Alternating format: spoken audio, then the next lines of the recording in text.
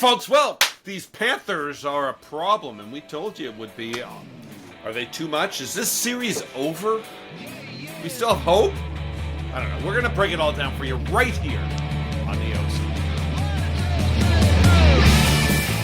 You're in the offensive zone, your place for Leafs hockey.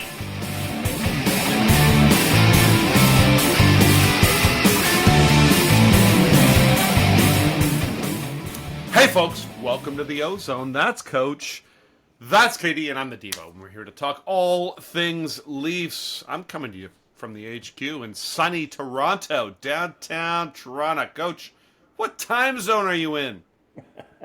I'm happy to be here, fellas. Skip the last one. I'll tell the story. But I'm in. My days are numbered here in Texas, but that's where I am today. Yeah. All right, Katie, where are you at? The east side? Well, I'm officially downtown in the ivory tower here with the suit, the glasses, doing some work, and get ready to go. There we go. All right. Well, there you have it, folks. Before we get started, you know the drill. Hit subscribe, ring the bell. You won't miss any content. There's a lot of you that haven't hit subscribe, so do it right now, real quick. We'll wait for you. Never miss any content, and then you'll share and like the video. You know, send it out to everyone you know, especially your mom. You haven't talked to her in a while. It helps broaden the audience, and leave a comment because we always get back to you, and we love it. It helps us get better. Okay, folks. Hey, KD. Hey, I got the crop report.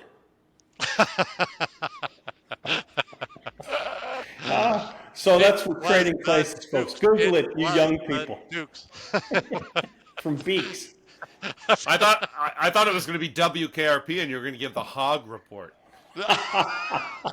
Yeah, they get the coveted silver sow. All right. But hey, folks, that's not why you called. We'll get to the content here. Okay, so the Leafs are 0-2 against these pesky Panthers. Geez, folks. The Leafs don't really love playing at home so far in the playoffs, unless the Ozone's around. They seem to blow games at home.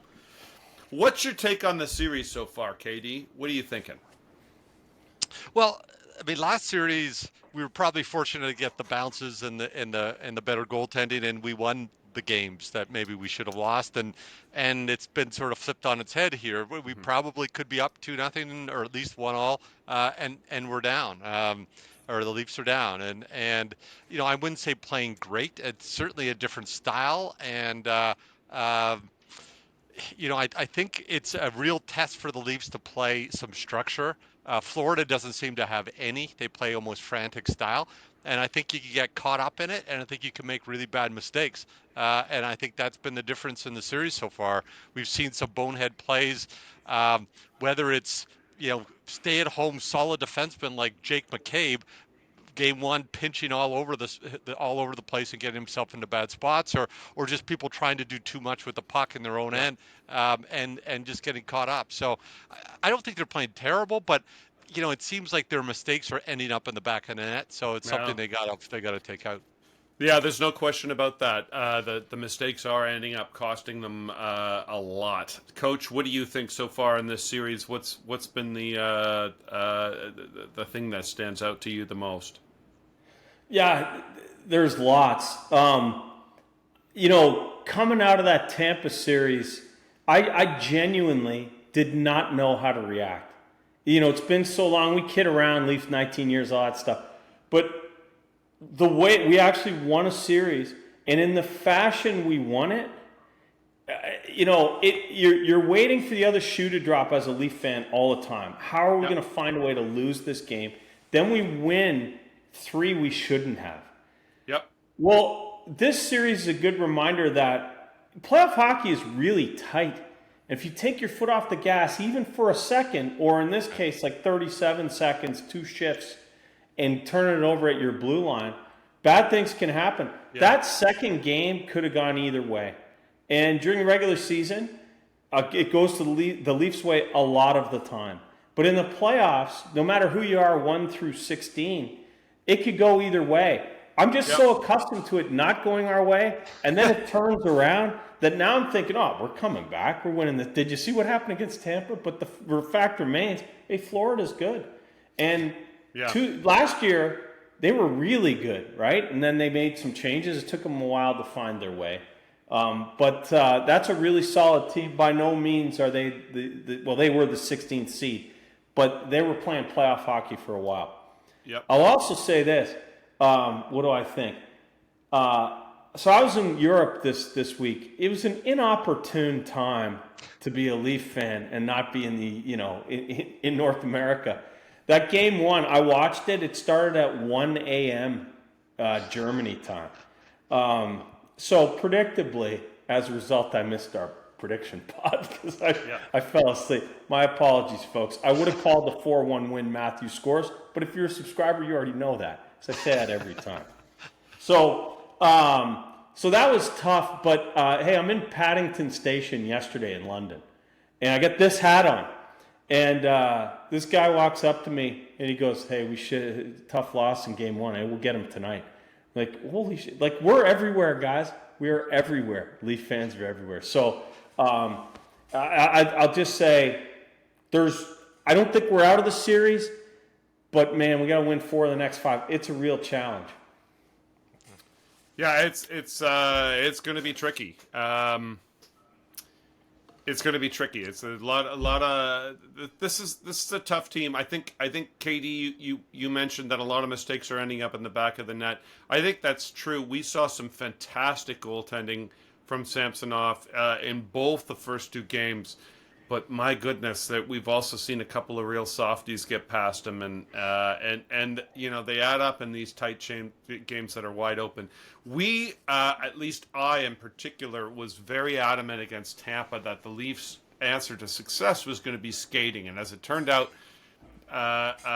they weren't able to dictate play through most of those games, and they somehow came out on top, which was maybe the hockey gods giving them a bounce here or there. So far in this series, the games start and the Leafs are out. They're skating. They're hemming their opponent in, and we're thinking to ourselves, "Ooh, this is playing right into our favor." But so far, we haven't got the bounces, and B, it's also playing into Florida's favor too. They want to trade punches with us. I think the Leafs are going to have to use this scramble type of series and try to find some structure. I think, as KD was saying, is going to give them their best bet to get out of this. Let's not forget, for half this year, the Leafs were one of the better, if not the best, defensive team.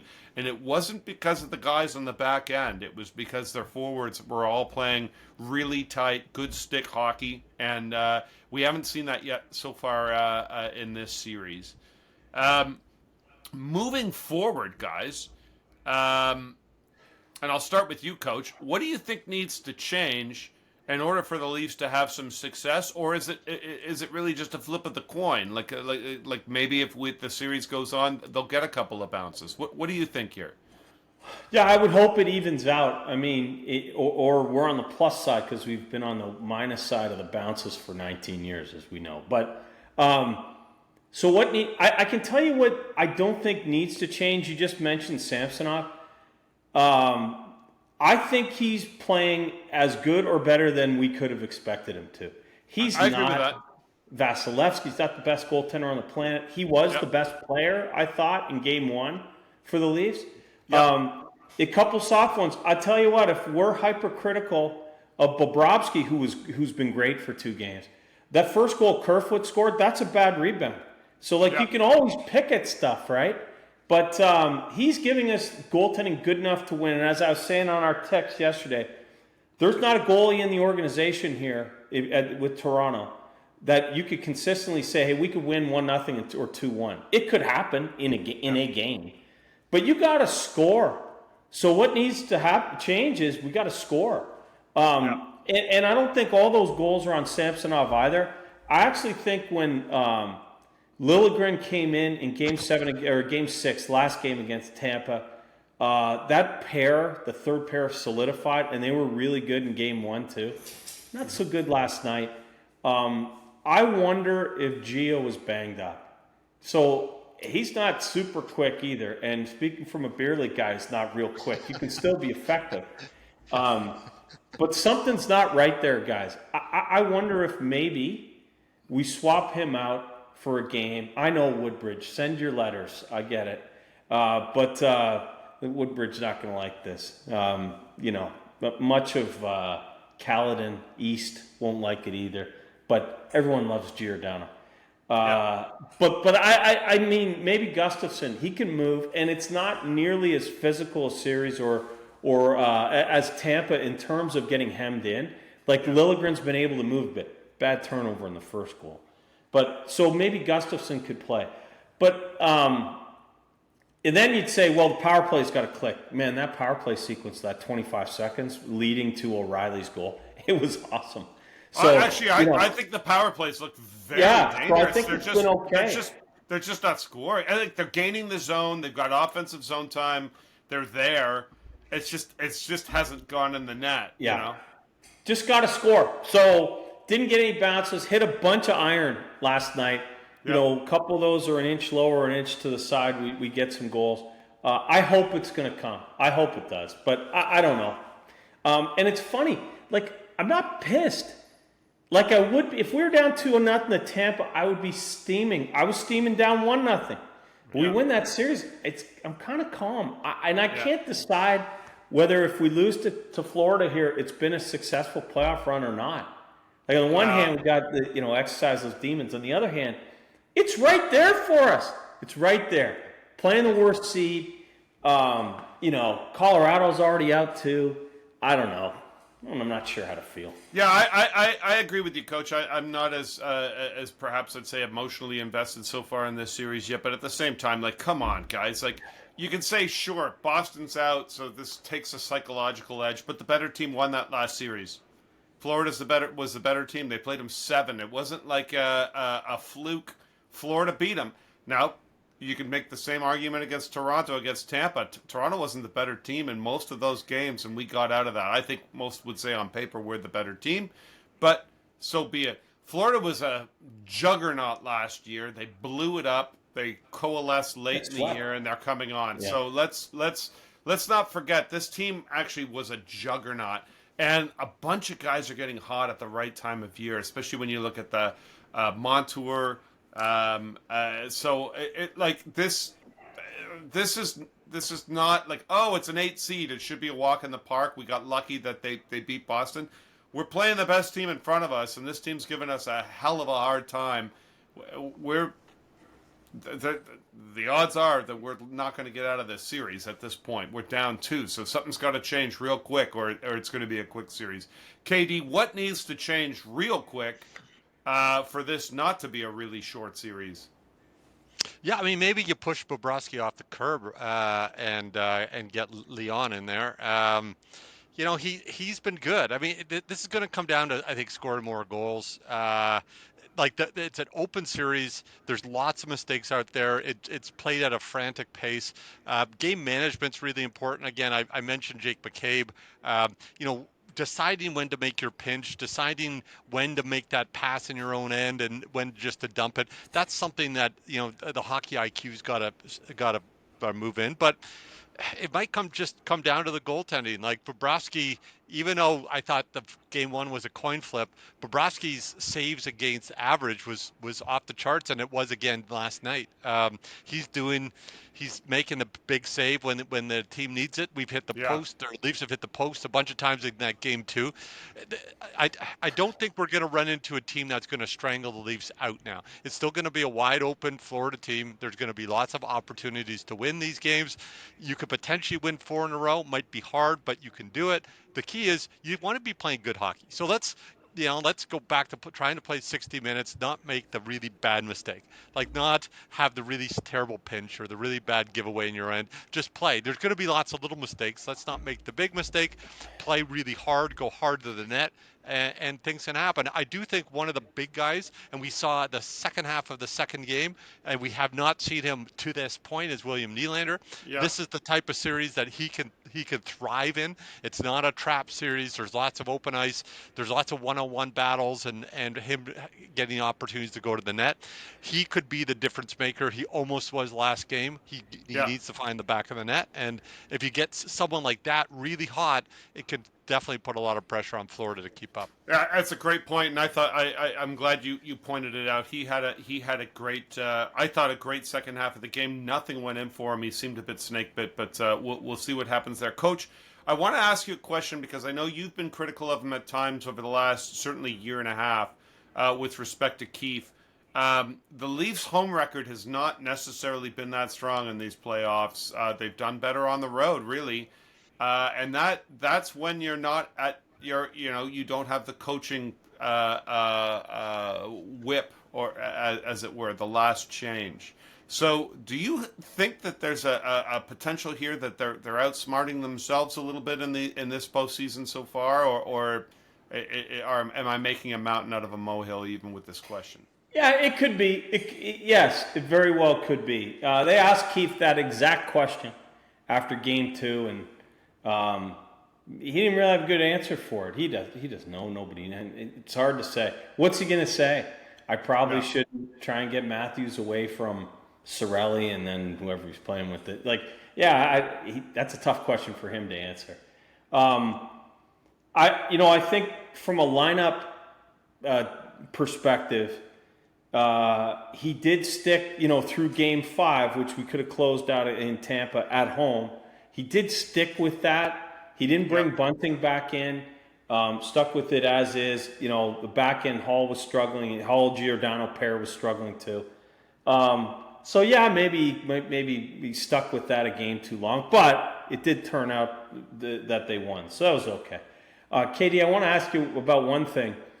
You mentioned you can't make mistakes, you can't go for that aggressive pinch. So are you saying that when McCabe drifts in too far, that Brody shouldn't say, "Hold my beer, I'm going for the neutral zone pinch," on a 2-on-1 like he did in the first game? What was he doing?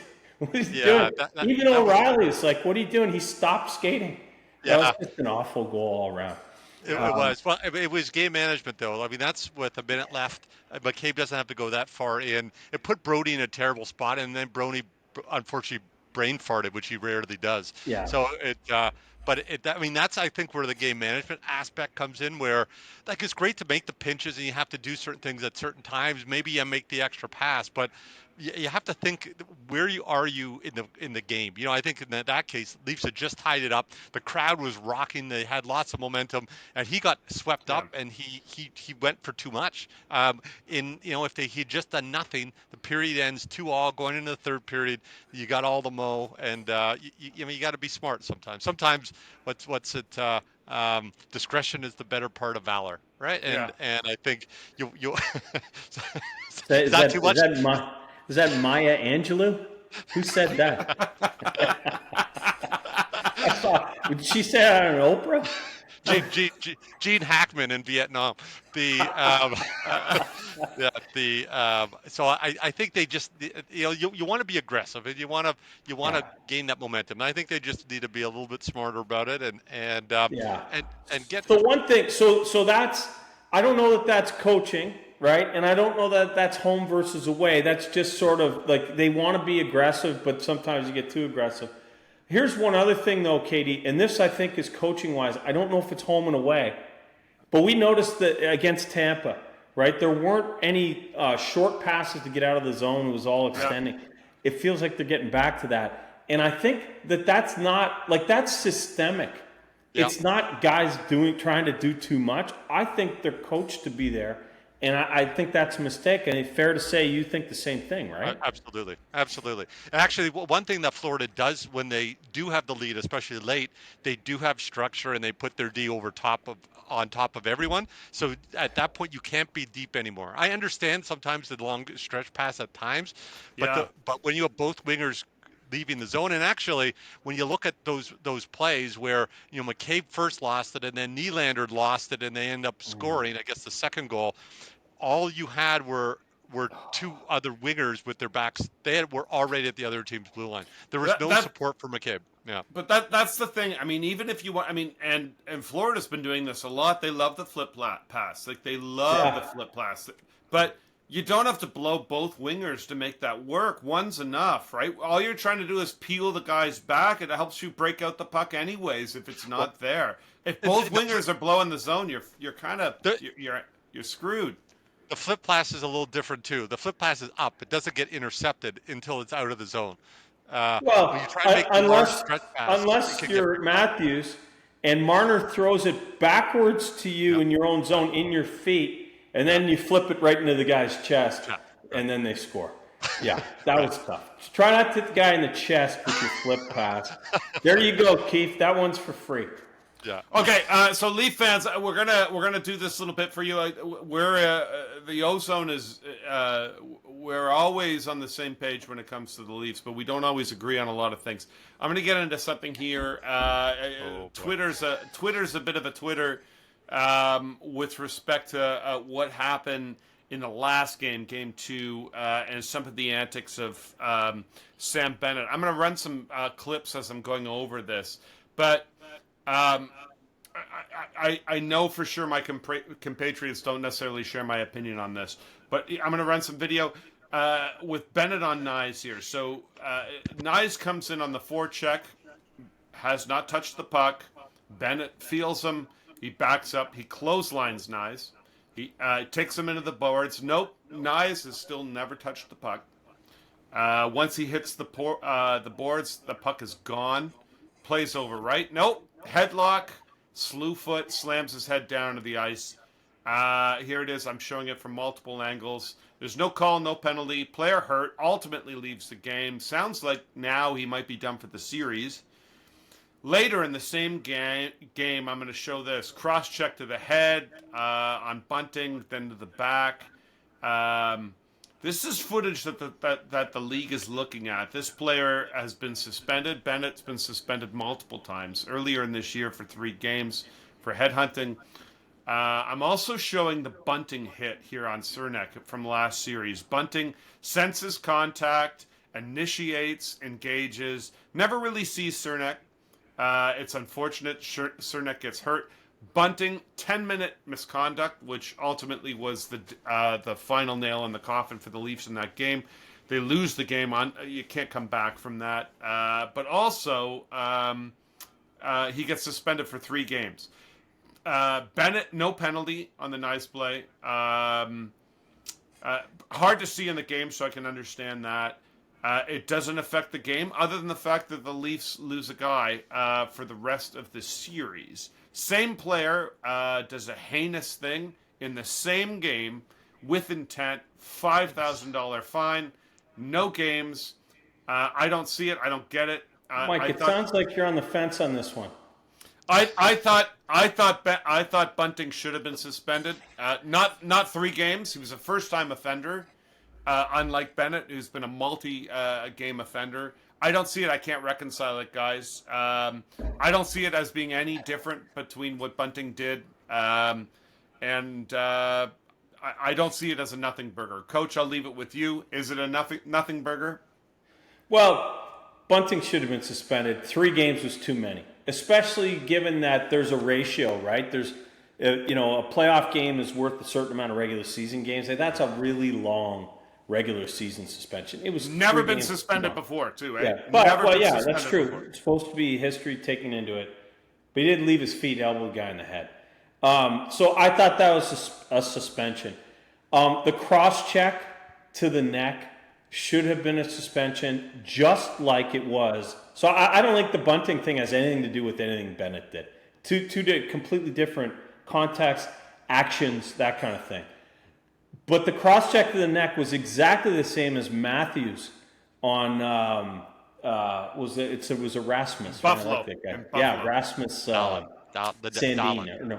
Yeah, that's right. Colin. So and Matthews, no history, no nothing. He got suspended for that cross-check. You can't cross-check a guy in the neck. That shouldn't be right. And so I'm surprised he got a $5,000 fine on that. When I saw the thing behind the net with Nyes in real time, I didn't even think it was a penalty. I just thought it was 2 guys battling. Seen a couple of the replays afterwards, and I kind of still feel that way. 2 guys were battling. Is the puck gone? Yeah. I mean, was there contact before? Yeah, but that's 30 times a game. That 2 guys are going to where the puck is going to be and are battling. Did he throw him down? Yeah. Did he mean to throw him on his head? Like that's a stretch for me. So I felt like it was two guys battling. Now, unfortunately, KD, you might mention another sport where if you make one foul and then you make the other one, you get in trouble. But yeah. So anyway, that was my take. Yeah, that's right. That's right. There you go. So yeah, I mean, I didn't think it was as bad as that. Now, the one thing I'm not taking into account either, Mike, is the player's history. So I'm just kind of judging them on their own merits, and I actually think that's the fairest way to do it. I think in the regular season, though, maybe you should have a different gripe versus if guys have been habitual about it or not. So I do think you have a point on Bunting being a first-time offender, but anyway, that's the way I saw it. All right, Katie, what do you think? Known headhunter, and Bunting gets 3 games. Well, Bunting's suspension was a little bit strict. I mean, I think he had been going through that little period at the end of the year where it seemed to be the league was anti-Bunting, and he sort of got the the benefit against him. And I actually think maybe there was a suspension on that cross check simply because it was him. If it was on Matthews, the chances are, or Marner, that there'd be a game suspension. So I do think there's the play behind the net. That's not the definition of a slew foot. That's just a wrestling move. Your leg slides behind the other guy when you're trying to push him down. That's just something that happens. It's really unfortunate he hit his head, but it didn't look like he was targeting to smash his head on the ground. Like, you throw a guy down, and that's how you do it. Like, unfortunately, he hit his head. I really do have a feeling that he had already rung his bell on a hit that Bennett had been penalized hitting him under contact in the first period, which I think was the start of the head problems for 23 there. But I'm sort of the same. If you gave him a game suspension for the cross check, I would be on that. I also would like to say, though, I assume going forward he will be targeted by the refs, Bennett. I think Well, we'll I see. think I think the he's on their radar, and anything going forward will be penalized, hopefully harder we'll call it scrutinized a little more. So yeah, I'm somewhere in between there. Give him a game for the cross check. I didn't think behind the net was unfortunate. Yeah, all right. Well, beg to differ, folks, but I didn't like it. I see it a little bit differently. All Hey, right, here's let's one thing we never thought we'd ever say. How are we going to replace Matthew Nyes in the playoff lineup? It's true. It's true. So I was just going to get into that. So lineup moving forward. Do we bring a guy in? Do we bring a guy up? How do you construct the lineup? Or do you go with that 11-7 move when you're a little bit desperate? Coach, I'll start with you. Well, that's a tricky one because I think the only forward with them right now is Wayne Simmons. So basically, to get to 12 forwards, we're bringing Simmons in. I would have liked to see him in the Tampa series. I think that was more rough and tumble than this one. I don't mind bringing him in, but I think, Devo, you've worn me down on this one. You've been calling for this strategically for a while now. I think it's 11-7. And not so much so that we don't have to see Simmons. He does play a role. This series is going to be too fast for him, but he's terrifying. So he does play a role when he's out there. But I think more so because you get Gustafsson in, right, and you can maybe protect Gio, who might be banged up a bit. You can mix and match a bit too. I do think you can utilize the depth on D. That actually worked. I had serious doubts about it working in Game 6 against Tampa, but it did. It worked. The whole crew was pretty solid. So yeah, I think you probably lean more towards 11-7 here. Katie, what do you think? I don't know. Is there another guy, like, is Nick Robertson skating? Like, is there another guy you could bring up that is 6'3", right, and that brings a bit of, you could play in the sort of middle six? Pontus Holmberg? I don't know. I just don't see that guy. That's why I think it's 11-7. Yeah. Katie, what do you think? Yeah, I like the 11-7. I'm not 100% sure. I know a lot of people have given up, and they are very happy never to see Hall again. I actually don't think he's a terrible player in this series for the one reason is that Florida hits the D. They always finish their checks on D. Um, One guy who handles the puck under in contact is pretty good with it that way is Hall. He's actually worse when he's got time. He's better I think when he's being pressured there. So He's been hit more than anyone else. and actually I do like him. I still like him on the penalty kill. So if you were to run 7, he doesn't have to play a lot of minutes. He can play minutes in heavy contact and he can kill some penalties. So that makes some sense to me too, especially if you want to give Gio maybe a little bit of rest if he is nicked up. But hey, listen, that Gustafsson guy moved the puck pretty well. The question is, all of the D right now are moving the puck well when they've got time. But the problems are when they're getting hit. And we saw that with Liljegren last game. He was getting hit and it really struggled. He got blown up a couple times and lost control of the puck. So for that reason, I like the idea of Hall in there rather than a smaller guy who's great in open ice, but maybe not so good when the pressure's on. Yeah, it's good. It's a great point, and I'm going to double down. I think at this point it's 11-7, guys, and we've been very lucky that our forwards for the most part have stayed pretty healthy. If we go this route, they really have to stay healthy. I'm not so sure that some Marlies aren't going to be called up pretty soon to be with the team. I'm going to go Gustafsson with this next game, and for the same reason. I think our biggest issues right now are on the left side. I'm concerned. Gio, from the very beginning of the last game, was looking pretty shaky.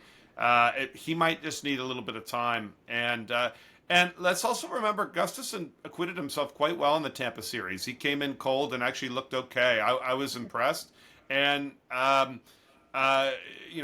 KD mentioned that you might have a little bit more time in this series, and that and you can perhaps make a little bit more hay. Well, he's the guy.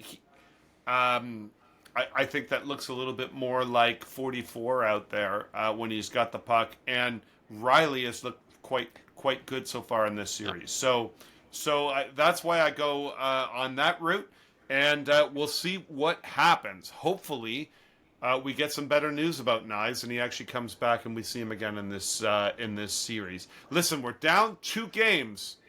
If we win the next one, it's just a series. If we lose the next one, folks, things are not looking good. But you know what we've got you?